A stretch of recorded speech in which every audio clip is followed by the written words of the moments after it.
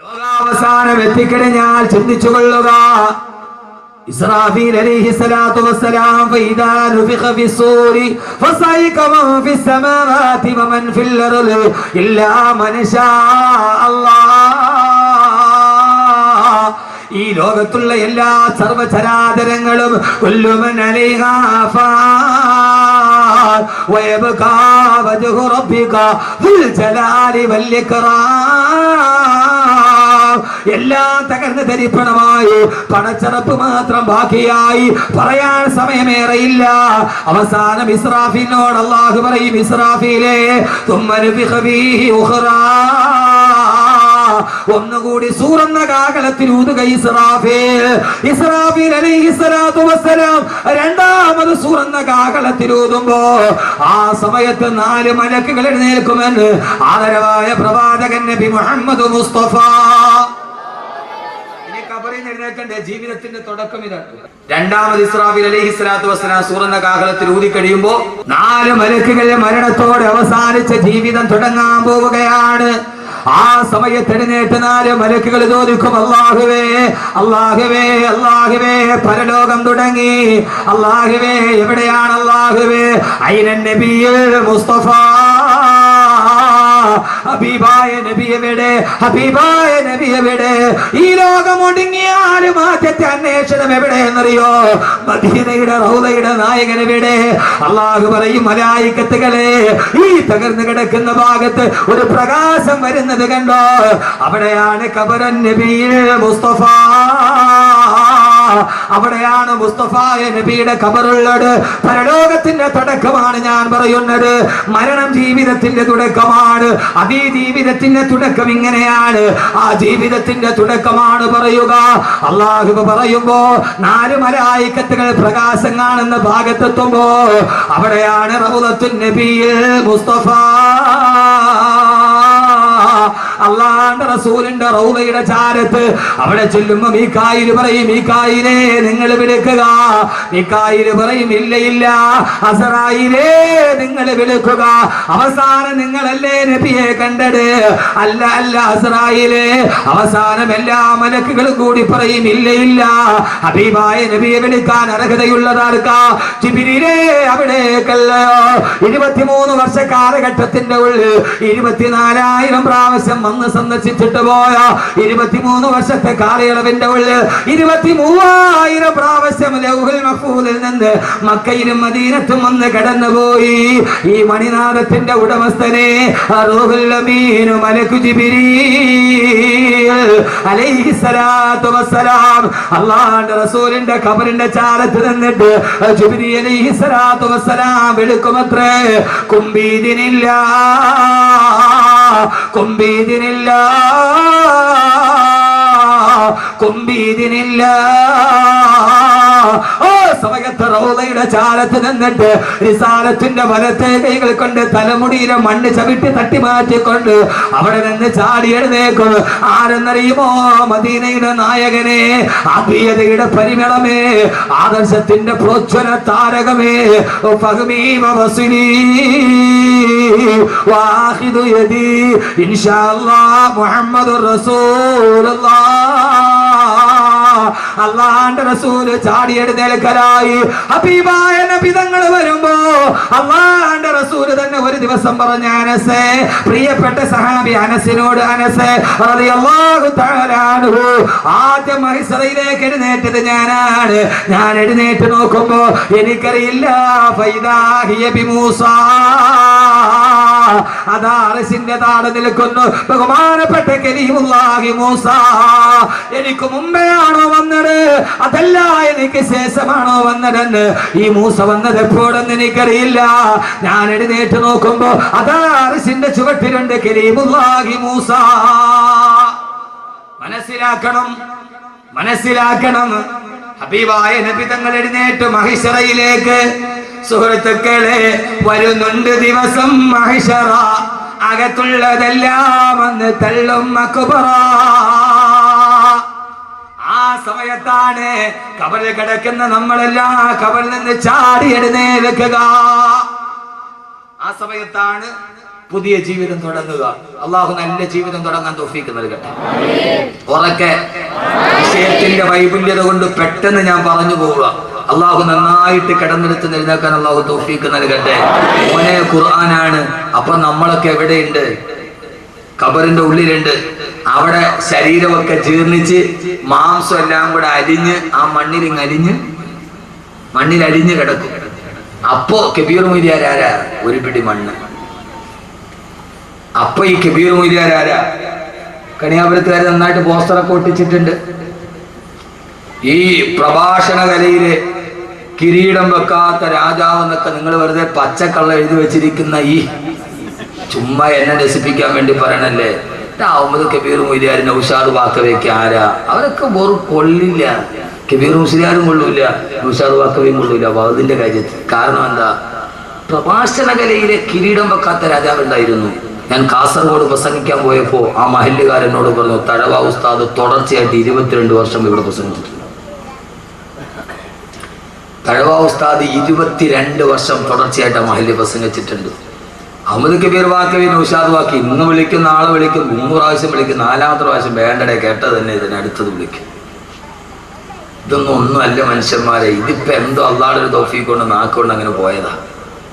ഞാൻ പലപ്പോഴും ആളുകൾ എന്നോട് കാണിക്കുന്ന വല്ലാത്തൊരു സ്നേഹം കാണുമ്പോൾ ഞാൻ പലപ്പോഴും ചിന്തിക്കാറുണ്ട്, പടച്ചോനെ ഞാൻ എത്ര ചെറുതാണ്. ഞാൻ മലപ്പുറത്ത് വാത് പറയുമ്പോൾ ഒരു ചെറുപ്പക്കാർ ഭയങ്കര തിരക്കാണ്. അവിടുത്തെ കാര്യങ്ങൾ പുസ്തകന്മാർക്കറിയാം. ഒരു 50,000 പേരില്ലാത്ത സദസ്സൊന്നും 2 പേരെ സദസ്സിലില്ല. അപ്പൊ അവിടെ ഞാൻ ഭയങ്കര തിരക്ക്. ഒരു ചെറുപ്പക്കാരൻ, നല്ല ഡ്രസ്സ് ചെയ്തൊരു ചെറുപ്പക്കാരൻ എൻ്റെ അടുക്കൽ വന്ന് ഇങ്ങനെ നിന്നു കുറേ നേരം. ഞാൻ അവസാനം ഒന്നും മിണ്ടുന്നില്ല. എല്ലാവരും മുസാഫത്ത് ചെയ്യുന്ന തിരക്ക്. ഞാൻ അവനോട് ചോദിച്ചു, മോനെ നല്ല സുമുഖനായ ചെറുപ്പക്കാരൻ. ഞാൻ ചോദിച്ചു, മോനെ എന്താ? അവനോട് ഉസ്താദെ ഞാൻ ഉസ്താദിനെ ഒന്ന് തൊട്ടോട്ടെ. ആ കുട്ടി, ഞാൻ ആ സമയത്ത് വല്ലാഹി ഞാൻ പറയാം എൻ്റെ കണ്ണ് നിറഞ്ഞു പോയി. ഞാൻ ചോദിച്ചാൽ അഹമ്മദ് കബീർ നീ ഇത്രയൊക്കെ ആയിട്ടുണ്ട്? അവനവൻ ചെറുതാണെന്ന് തോന്നുന്ന രീതിയിൽ ഈ സമുദായം നമ്മളെ സ്നേഹിക്കാൻ തുടങ്ങി.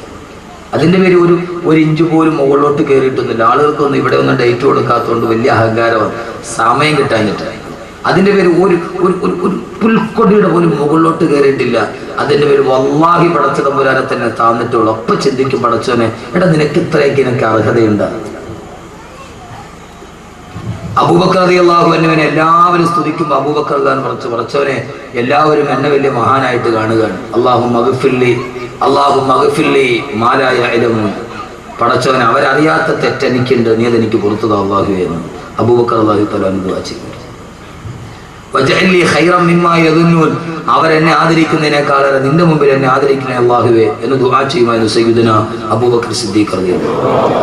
22 വർഷം മുടങ്ങാതെ വാദ് പറഞ്ഞ മനുഷ്യൻ. ആ മനുഷ്യൻ, എന്റെ പ്രിയപ്പെട്ട സഹോദരങ്ങളെ, ആരാണെങ്കിലും അവൻ അന്ന് ഖബറിന്റെ ഉള്ളിൽ ഒരു പിടി മണ്ണാണ്. എത്ര സൗന്ദര്യമുള്ളവൾ, എത്ര കറുത്തവളും വെളുത്തവളും ഒക്കെ മണ്ണിന്റെ അടിയിൽ പോയ ഒരു പിടി. മീകായിൽ അലൈഹിസ്സലാത്തു വസ്സലാം മഴ പെയ്തു. ആ മഴവെള്ളം വന്ന് ഈ നമ്മുടെ ശരീരം ഇപ്പൊ ഞാൻ വിളിച്ച് ലേലം ചെയ്ത് കൊടുക്കൂല. അതവിടെ ഇപ്പൊ ഞാൻ ലേലം ചെയ്ത് കൊടുക്കൂല.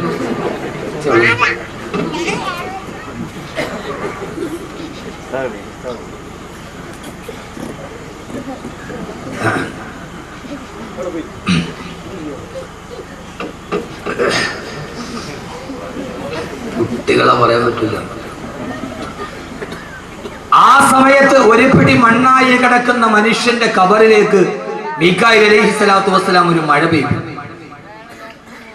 ആ മഴത്തുള്ളി വന്ന് കണിയാപുരം പള്ളിയുടെ ഖബർസ്ഥാനിൽ കിടക്കുന്ന, അല്ലെങ്കിൽ പെരുമാതുറയിലോ കടക്കൂട്ടത്തോ ഉള്ള മണക്കാടോ എവിടെയെങ്കിലുമുള്ള നെടുമങ്ങാടുള്ള എത്രയോ എന്റെ ചെറുപ്പക്കാർ ഇവിടെ എത്തിയിട്ടുണ്ട്.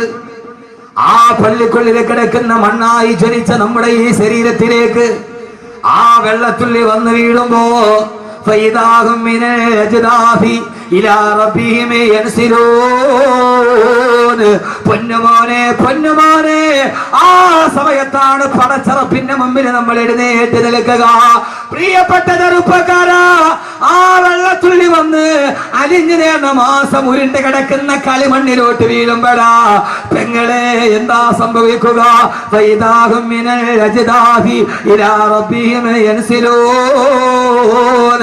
ആകാശത്തിന്റെ തമ്പുരാന്റെ ഭൂമിയുടെ തമ്പുരാന്റെ മുമ്പിലേക്ക് എഴുന്നേൽക്കുകയാണ്. എങ്ങനെയാണ് എഴുന്നേൽക്കുക? അവനവന്റെ ശരീരത്തിലെ മണ്ണുകൾ തട്ടിമാറ്റിക്കൊണ്ട് എങ്ങനെയാണ് അവൻ ജീവിച്ചിരുന്നത്, അതേ രൂപത്തോട് ഭാവത്തോട് അവൻ ഖബറിലേക്ക് എഴുന്നേൽക്കുമെന്ന് വിശുദ്ധ ഖുർആൻ. എങ്ങനെയാ എഴുന്നേൽക്കുന്നത്? എങ്ങനെയാ? സത്യവിശ്വാസികളാണെങ്കിൽ, അല്ലാഹുവിനെ അനുസരിച്ച് ജീവിച്ചവരാണെങ്കിൽ, പടച്ചറപ്പിനെ ഭയന്ന് ജീവിച്ചവരാണെങ്കിൽ അവനവന്റെ കുടിമാടത്തിൽ എഴുന്നേൽക്കുമ്പോൾ അവൻ വിളിച്ചു പറയും അൽഹംദുലില്ലാഹ്, അൽഹംദുലില്ലാഹ്,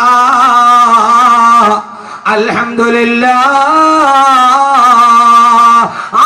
അവനവന്റെ ഖബറിൽ എഴുന്നേൽക്കുമ്പോ അവൻ എഴുന്നേൽക്കുന്നത് അൽഹംദുലില്ലാഹ്, ഞാൻ പറഞ്ഞതല്ല. യൗമ യദ്ഉകും ഫതസ്തജീബൂന ബിഹംദിഹി വതദുന്നൂന ഇല്ലബിസ്തും ഇല്ലാ ഖലീലാ. യൗമ യദ്ഉകും വതസ്തജീബൂന ബിഹംദിഹി, അവനവന്റെ ഖബറിൽ എഴുന്നേൽക്കുമ്പോൾ ഹംദ് പറഞ്ഞുകൊണ്ട് അൽഹംദുലില്ലാഹ്, അൽഹംദുലില്ലാഹ്, അൽഹംദുലില്ലാഹ്. പടച്ചവനെ, ഭൂമിയിൽ ഞങ്ങൾ ചെയ്തത് പാടായി പോയില്ലല്ലോ. അല്ലാഹുവേ, ഈ ഭൂമിയിൽ അനുഭവിച്ചത് പാടായില്ലല്ലോ. എന്റെ മുമ്പിലാണ് സ്വർഗം നിൽക്കുന്നത്, എന്റെ മുമ്പിലാണ് ഹുറുലിങ്ങൾ നിൽക്കുന്നത്. മഹിശറയിൽ എഴുന്നേൽക്കുമ്പോ സ്വർഗം കണ്ണുകൊണ്ട് കാണുമ്പോ ഓരോ സത്യവിശ്വാസിയും വിളിച്ചു പറയുന്നത് അൽഹംദുലില്ലാഹ് എന്ന് പറഞ്ഞുകൊണ്ടാണ് മുത്തഖീങ്ങൾ എഴുന്നേൽക്കുന്നതെന്ന് അല്ലാഹുവിന്റെ വിശുദ്ധ ഖുർആൻ. അല്ലാഹു അങ്ങനെ പറഞ്ഞെഴുന്നേൽക്കാൻ തൗഫീഖ് നൽകട്ടെ. അവനവന്റെ ആരാ മോനെ മുത്തഖി? ആരാ വലിയവനാരാ? അഹമ്മദ് കബീർ വലിയവനാകേണ്ടത് എപ്പോഴെന്ന് പറയാം, അപ്പോഴാണ് അവനവന്റെ കുഴിമാടത്തിൽ എഴുന്നേൽക്കുമ്പോ, ആഖിറത്തിലേക്ക് എഴുന്നേൽക്കുമ്പോ അൽഹംദുലില്ലാഹ്, സർവസ്തുതിയും അല്ലാഹുവേ നിനക്ക്, എന്റെ ഒന്നും പാടായില്ല അല്ലാഹുവേ. ഞാൻ പറഞ്ഞ പ്രസംഗം, ഞാൻ പഠിച്ച ഖുർആൻ, ഞാൻ ചെയ്ത സദഖ, ഞാൻ കേട്ട വാഴ് ഒന്നും എനിക്ക് പാടായില്ല അല്ലാഹുവേ. ഈ 2.5 മണിക്കൂർ ഇവിടെ ഇരുന്നത് പാടായിട്ടില്ല. സ്വർഗത്തെ മുമ്പിൽ കാണുമ്പോ, ഇവിടെ ചെയ്ത നന്മയ്ക്ക് വേണ്ടി പടച്ചുറപ്പൊരുക്കി വെച്ച അനുഗ്രഹം കാണുമ്പോ ഒരാൾക്ക് പറയാൻ കഴിയണം, അവനവന്റെ കുഴിമാടത്തിൽ നിൽക്കുമ്പോ അൽഹംദുലില്ലാഹ് എന്ന് പറയാൻ കഴിഞ്ഞവളാണ് മുത്തഖി. അല്ലാഹു നമ്മളെ അതിൽപ്പെടുത്തട്ടെ. അല്ലാഹു വെച്ചിട്ടില്ലാമീൻ. അല്ലാഹുവേ, നീ ഞങ്ങളെ അതിൽ പെടുത്തണേ തമ്പുരാൻ. പടച്ചവനെ, അതിനുള്ള ഒരു യോഗ്യതയും ഞങ്ങൾക്ക് ഈ ദുനിയാവിലില്ല അല്ലാഹുവേ. ഞങ്ങൾ സാധുക്കളാണ് തമ്പുരാനെ, ഞങ്ങൾ പാവങ്ങളാണ് അല്ലാഹുവേ. പടച്ചവനെ, ആരുടെ മണ്ണിൽ മലന്ന് കിടന്ന അവസാനം നിന്റെ മുമ്പിലേക്ക് ഞങ്ങളെ ഹാജരാക്കുമ്പോൾ അൽഹംദുലില്ലാഹ് ഉറക്കെ പറഞ്ഞ് എഴുന്നേറ്റ് നിൽക്കാൻ അല്ലാഹുവേ ഞങ്ങൾക്ക് നീ തൗഫീഖ് നൽകണേ തമ്പുരാനെ. അല്ലാഹുവേ, ഞങ്ങൾക്ക് നീ അതിന് തൗഫീഖ് നൽകണേ തമ്പുരാനെ. അതല്ല, അവൻ ദുർമാർഗിയാണെങ്കിൽ, അവനെ നാട്ടിൽ ചമ്മാടിയെ പോലെ ജീവിച്ചവനാണെങ്കിൽ, അവളെ ഹറാമ് ചെയ്തവളാണെങ്കിൽ, അവളെ ചീട്ട് കളിച്ചവളാണെങ്കിൽ, അവളെ പലിശ മേടിച്ചവനാണെങ്കിൽ, അവൻ മദ്യപാനിയാണെങ്കിൽ, കാലൂ യാ വൈലനാ മംബഅതനാ മിൻ മർകദിനാ അദാമാ വഅദർ റഹ്മാനു വസദകൽ മുർസലൂൻ. ഞങ്ങൾ ഇവിടെ ഉറങ്ങിക്കിടക്കുകയായിരുന്നല്ലോ, ആരാണ് ഞങ്ങളെ എഴുന്നേൽപ്പിച്ചത്? ആരാണ് ഞങ്ങളെ എഴുന്നേൽപ്പിച്ചത് എന്ന് പറഞ്ഞുകൊണ്ട് പരിഭ്രാന്തിയോട് അവരവരുടെ മുടിയിൽ പിടിച്ചു വലിച്ചുകൊണ്ട് കുടിമാടത്തിൽ നിന്ന് തെമ്മാടികൾ ചാടി എഴുന്നേൽക്കുമെന്ന് അല്ലാഹുവിന്റെ വിശുദ്ധ ഖുർആൻ. അല്ലാഹു നമ്മളെ കാത്തുരക്ഷിക്കട്ടെ. അല്ലാഹു നമ്മളെ കാത്തുരക്ഷിക്കട്ടെ. അല്ലാഹു നമ്മളെ കാത്തുരക്ഷിക്കട്ടെ. ഈ സദസ്സ് മാത്രം മതി എനിക്ക്. സൂചി ഇട്ടാൽ കേൾക്കുന്ന ഇങ്ങനെ ഒരു സദസ്സ് എനിക്ക് തോന്നുന്നു മലപ്പുറം ഭാഗത്തൊക്കെ കിട്ടും. ഏതായാലും ഈ സദസ്സിന്റെ സംഘാടകർ അല്ലാഹു അർഹമായ പ്രതിഫലം നൽകട്ടെ. നിങ്ങൾ ഈ സദസ്സിനോട് എനിക്ക് തോന്നുന്നു ദുആയ്ക്ക് ഇജാബത്തുള്ള ഒരു സദസ്സാണ്. അല്ലാഹുവിനെ നന്നാക്കി തരട്ടെ. കാരണം അങ്ങനെ സൂചിയിട്ടാൽ കേൾക്കുന്ന ഒരു നിശബ്ദതയിൽ ഒരു വഅലിന്റെ സദസ്സ്, ഇതൊരു ഗാനമേളയല്ല, ഇതൊരു ആസ്വാദനത്തിന്റെ ഒന്നുമല്ല, ഇത് റൊമാൻറ്റിക് ഭാവനയല്ല, ഇതൊരു വിഷ്വലൈസ്ഡായി കാണാൻ പറ്റുന്ന ഒരു പിക്ചറൈസേഷൻ ഇല്ല ഇതിന്. ഇതിന് ചിത്രീകരണമില്ല, ഇതൊരു മനുഷ്യന്റെ വാക്കാണ്. അത് കേൾക്കാൻ പ്രായഭേദമന്യേ ഇത്രയും വലിയൊരു സദസ്സുണ്ടെങ്കിൽ അള്ളാഹു നമ്മളെ സ്വീകരിക്കും, ഉറപ്പാണ്. അള്ളാഹുനാക്കി തരട്ടെ, അള്ളാഹുനാക്കി തരട്ടെ. അള്ളാഹു നല്ല മുത്തക്കീങ്ങളായി. ഞാൻ കുറെ നാളുകൾക്ക് ശേഷമാണ് നമ്മുടെ ഈ തിരുവനന്തപുരം ഭാഗത്ത് ഇത്രയും അച്ചടക്കമുള്ള ഒരു സദസ്സിൽ ഭാഗത്ത്. അത് ഈ മണ്ണിന്റെ പൈതൃകം അള്ളാഹു നിലനിർത്തി തരട്ടെ. അൽഹംദുലില്ലാ എന്ന് പറഞ്ഞ് എഴുന്നേറ്റ് നിൽക്കും. അപ്പോഴാണ് വളരെ പെട്ടെന്ന് പറയുക, വളരെ പെട്ടെന്ന് എഴുന്നേറ്റു. ജീവിതത്തിന്റെ തുടക്കമാണ്. എഴുന്നേറ്റു.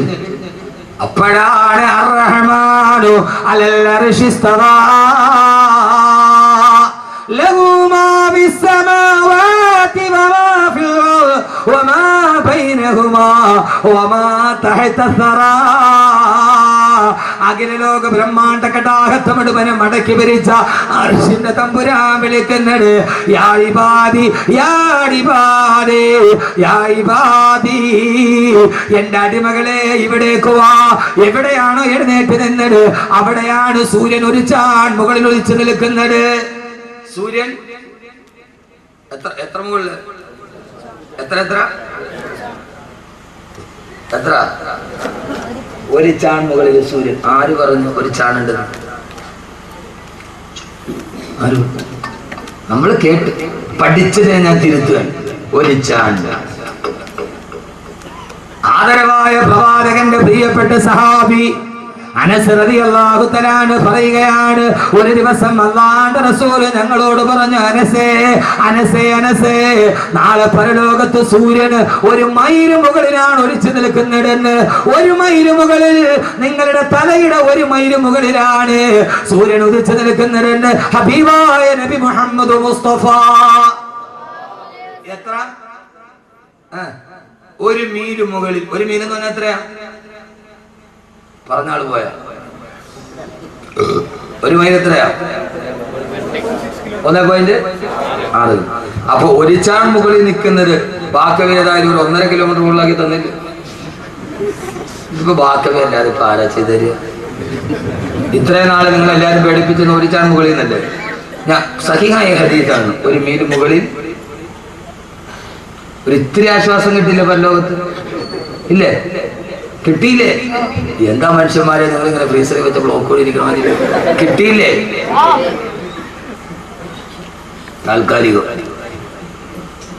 താൽക്കാലികമാണ്. അനസ് റളിയല്ലാഹു അൻഹു പറയുകയാണ്, അറബി ഭാഷയിൽ മീലെന്ന് പറഞ്ഞാൽ അത് സുറുമക്കുപ്പിയിലിടുന്ന കോലിനാണ് മീലെന്ന് പറയുക. ഒരു ചാണ് പോലുമില്ല, സുറുമക്കുപ്പിയിലെ കോലിന് മാത്രം ഉയരത്തിലാണ്. ഒരു ചൂണ്ട് വിരലിന്റെ വലിപ്പം പോലും ഇല്ലാത്ത മീലെന്ന് പറഞ്ഞാൽ 1.5 കിലോമീറ്റർ എന്നല്ല, സുറുമക്കുപ്പിയിലിടുന്ന കോലിനാണ് മീലെന്ന് പറയുക. ഒരു ചാൺ പോലുമില്ല, ഒരു സുറുമക്കുപ്പിയുടെ കോലിന്റെ വലിപ്പത്തിൽ ഒരു ചൂണ്ട് വിരലിന്റെ പോലും മുകളിലല്ല. സൂര്യനും നിന്റെ ശിരസും തമ്മിലുള്ള അകലമെന്ന് നബി മുഹമ്മദ് മുസ്തഫ. എന്റെ പ്രിയപ്പെട്ട ചെറുപ്പക്കാരാ, ഇവിടെയാണ് മുത്തക്കിയാവേണ്ടത്. ഒരു വിരലിന്റെ വലിപ്പം പോലും ഇടയില്ലാതെ ഈ കത്തിച്ചൊലിക്കുന്ന സൂര്യതാപത്തിന്റെ നിഴലിലേക്കാ പേടുമാടത്തിൽ നിന്ന് നീ എഴുന്നേറ്റ് നിൽക്കുന്നത്. ആ സമയത്ത് നിന്റെ ശരീരം മുഴുവനും ഒഴിക്കുകയാണ്. എന്റെ പ്രിയപ്പെട്ട സഹോദരങ്ങളെ, ചൂടുള്ള നാളുണ്ട് കിയാമം നാളാ, ചുരുക്കി പറഞ്ഞാൽ തന്നതെന്തൊരു നാളാ. വന്തോഷ വണ്ടിയുമായി വരുന്നേ കാളാ, വന്തോഷ വണ്ടിയുമായി വരുന്നേ കാളാ, ക്ഷീണത്തിനാലൊരുക്കുന്നതാണ് ഈള. വന്തോഷ വണ്ടിയുമായി വരുന്നേ കാളാ, ക്ഷീണത്തിനാലൊരുക്കുന്നതാണ് ഈള. നരയ്ക്കുന്നു കുട്ടികൾ തന്നതെന്തൊരു നാളാ, ബലമുള്ളവർ സുബ്ഹാന റബ്ബി പാളാ. നരയ്ക്കുന്നു കുട്ടികൾ തന്നതെന്തൊരു നാളാ, വന്തോഷ വണ്ടിയും വലിച്ചുകൊണ്ട് ഈള ഒലിപ്പിക്കുന്ന കാളക്കുട്ടിയെ പോലെ പടച്ചറപ്പിന്റെ മുമ്പിൽ വരുമ്പോ എന്തേ ചിന്തിക്കുന്നില്ല? ഈ ദുനിയാവിന്റെ മാസ്മരികതയിൽ മലന്ന് കിടക്കുമ്പോ എന്തേ മനസ്സിന് വരുന്നില്ല? ഒരു വിരലിന്റെ വലിപ്പത്തിന് ഇടയിൽ നിൽക്കുന്ന സൂര്യതാപത്തിന്റെ കീഴിലേക്ക് ഈളയും ഒലിപ്പിച്ചുകൊണ്ട് നിൽക്കുമ്പോഴാണ് വലത് ഭാഗത്ത് നിന്ന് അർശിന്റെ തമ്പുരാന്റെ ആശ്വാസത്തിന്റെ വിളി. യാ ഇബാദി യാ ഇബാദി യാ ഇബാദി, എന്റെ അടിമകളെ ഇവിടേക്ക് വാ. നിങ്ങൾക്ക് ഈ സൂര്യന്റെ ചൂടനുഭവിക്കണ്ട, ഈ ചെമ്പിന്റെ തറയിൽ നിങ്ങൾ ചവിട്ടണ്ട. ഇതാ എന്റെ അർശിന്റെ തണലിലേക്ക്, എന്റെ അർശിന്റെ തണലിലേക്ക് നിങ്ങൾ വന്നുകൊള്ളുക, എന്റെ അർശിന്റെ തണലിലേക്ക് വന്നുകൊള്ളുക എന്ന് പടച്ചറപ്പ് വിളിക്കുമെന്ന് ഞാൻ പറഞ്ഞതല്ല. യൗമൈദിൻ യത്തബിഊന ദാഇയ ലാ ഇബദല വഖസഅത്തിൽ അസ്വാതു ലിർറഹ്മാനി ഫലാ തസ്മഉ ഇല്ലാ ഹംസാ. അതാ പടച്ചറപ്പിന്റെ വിളി വരുന്നു.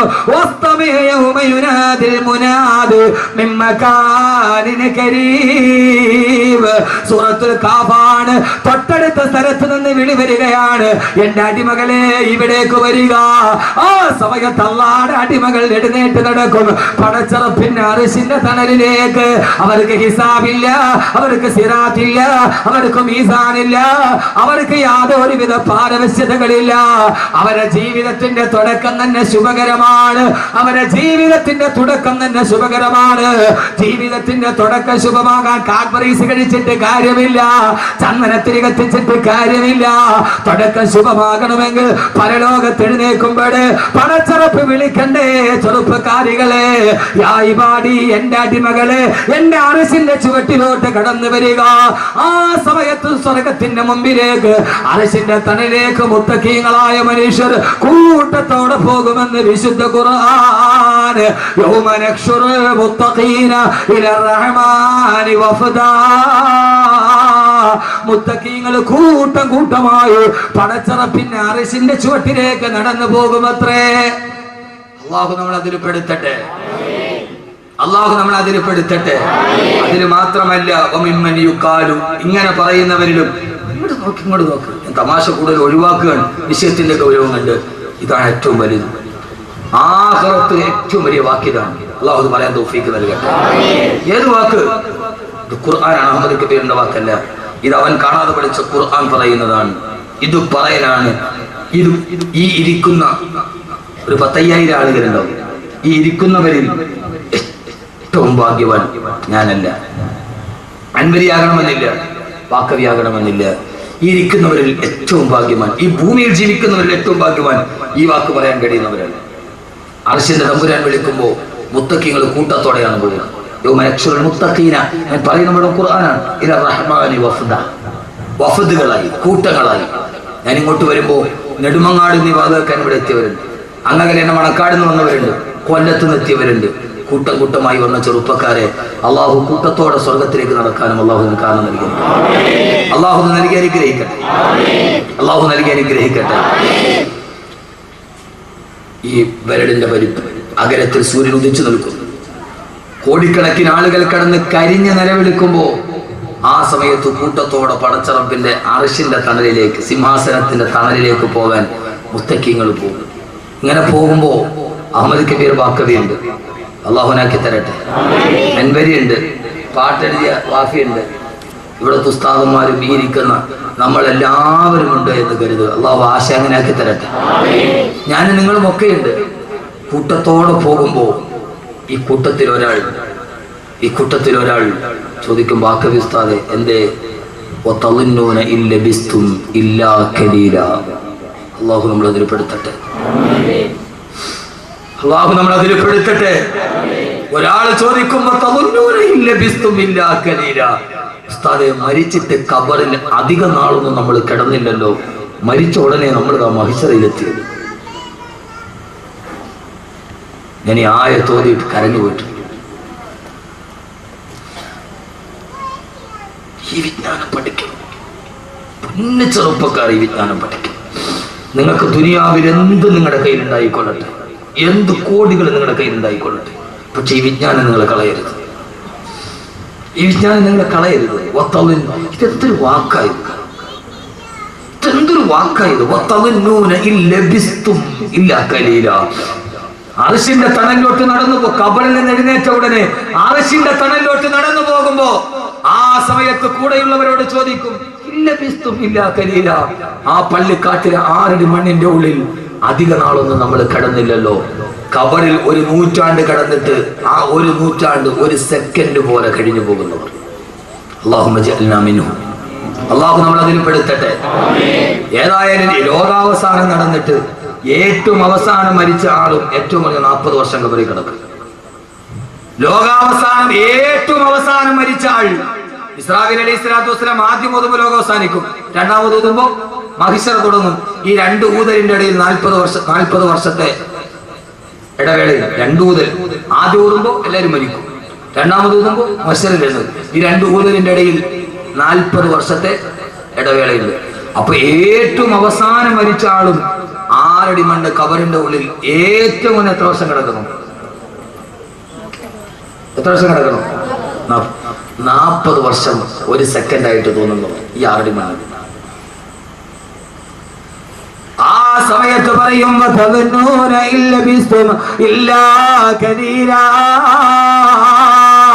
ആരുടെ മണ്ണിൽ കൊണ്ടുപോയി നമ്മളെ വെച്ചിട്ട് അതിന്റെ ഉള്ളിൽ മണ്ണ് മാറിയിട്ട് എല്ലാവരും തിരിച്ചുപോയി.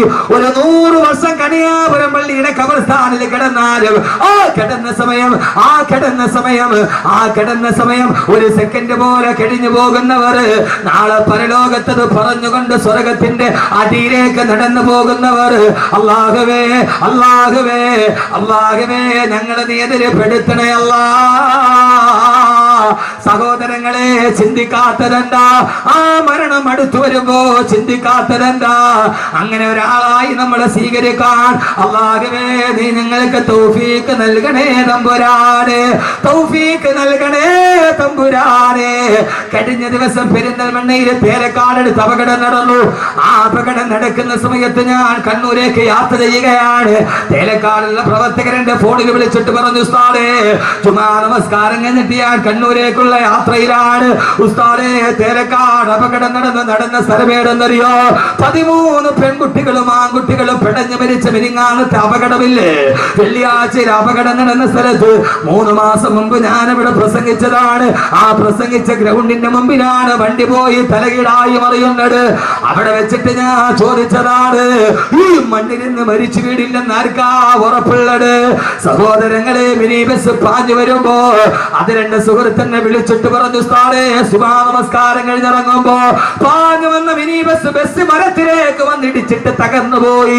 ആളുകളെല്ലാവരും കൂടി ഓടി വരുമ്പോ മനുഷ്യരെ പുറത്തെടുക്കാൻ കഴിയുന്നില്ല. തൊട്ടടുത്ത് ജോലി ചെയ്ത 2 JCB വിളിച്ചു കൊണ്ടുവന്നിട്ട് തകിട് മുഴുവനെ പുറത്തെടുക്കുമ്പോ അതിന്റെ ഉള്ളിൽ കിടന്നിട്ട് 15 വയസ്സുള്ള പൊന്നുമോള് നിലവിളിക്കുകയാണ്. കയ്യിൽ പിടിച്ചു വലിച്ചെടുക്കാൻ പറ്റുന്നില്ല. അവളുടെ അരക്കെട്ടിന് താഴ്ഭാഗത്തേക്ക് ബസിന്റെ ഉള്ളിൽ അവശിഷ്ടത്തിന് കുടുങ്ങിക്കിടക്കുകയാ. അവള് കിടന്ന് നിലവിളിച്ചു 3/4 മണിക്കൂറോളം 10,000 ഓടിക്കൂടിയിട്ട് ധരിച്ചു നിൽക്കാനല്ലാതെ രക്ഷിക്കണേന്ന് നിലവിളിക്കുമ്പോ ഒരു സുന്ദരി പെൺകുട്ടി നിലവിളിക്കുമ്പോ പിടിച്ചു കയറ്റാൻ കഴിയാതെ JCB വന്നിട്ട് തകിടങ്ങട് മാറ്റിയിട്ട് വലിച്ചെടുക്കുമ്പോ ഉസ്താദേ കയ്യിൽ പിടിച്ചു വലിച്ചെടുക്കുമ്പോ അവളുടെ നിലവിളി അവസാനിച്ചിരുന്നു. വലിച്ചെടുത്തപ്പോ അവളുടെ അരക്ക് മുകളിലോട്ടുള്ള ഭാഗമാണ് വന്നത്, അതിനപ്പുറത്തേക്കുള്ള ഭാഗമില്ല.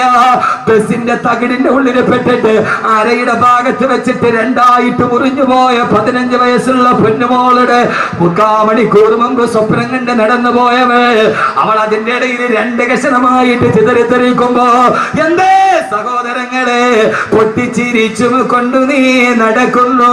കബറിൽ കടയിൽ കഫൻ തുണി നിന്നെയും നോക്കുന്നു. ആ ബസ്സിലിരുന്നിട്ട് പാരൽ കോളേജിലേക്ക് പോയ കോളേജ് വിദ്യാർത്ഥിനികളാ സീറ്റിലിരുന്നിട്ട് ആടിയും പാടിയും ചിരിച്ചുകൊണ്ട് നടന്നു പോകുമ്പോ പൊട്ടിച്ചിരിച്ചും കൊണ്ട് നീ നടക്കുന്നു. കടയിൽ കഫൻ തുണി നിന്നെയും നോക്കുന്നു. പൊട്ടിച്ചിരിച്ചുകൊണ്ട് നടന്നു പോകുമ്പോ അടുത്ത കടയിലിരുന്നിട്ട് കഫൻ തുണി നിന്നെ നോക്കി ചിരിക്കുകയാണ്. ചാടിക്കളിക്കുന്ന ആടുമേനെന്തറിയുന്നു പൊന്നുമോനെ, കൈ ഈ കുറ്റിയിൽ കെട്ടിയിട്ട് ആട്ടുംകുട്ടി കിടന്നിട്ട് ചാടുകയാണ്. ആട്ടുംകുട്ടിക്കറിയില്ലല്ലോ അളക്കാരുള്ള അറവുകാരൻ മറുഭാഗത്ത് കത്തിക്ക് മിനിസം കൂട്ടുന്ന കിട്ടുന്നുണ്ട്. ഇങ്ങനെ ഒരു ആട്ടിൻകുട്ടിയല്ലേ നീ? ആ മറുഭാഗത്ത് അറബുകാരൻ കത്തിക്ക് മൂർച്ച കൂട്ടുമ്പോ അറിയാതെ ആടിച്ചു നിൽക്കുന്ന ആട്ടിൻകുട്ടിയെ പോലെ ഈ ദുനിയാവിൽ ജീവിക്കുമ്പോ ഈ ദുനിയാവിലെ ഏറ്റവും ഒരു ആഗ്രഹം എന്തായിരിക്കണം? ഞാൻ പറയുന്നു, മറ്റൊരാഗ്രഹം ഉണ്ടാവരുത്. ഭാര്യയും മക്കളുമല്ല, പരലോകത്ത് കുടിമാടത്ത് നിന്ന് എഴുന്നേറ്റ് നിൽക്കുമ്പോ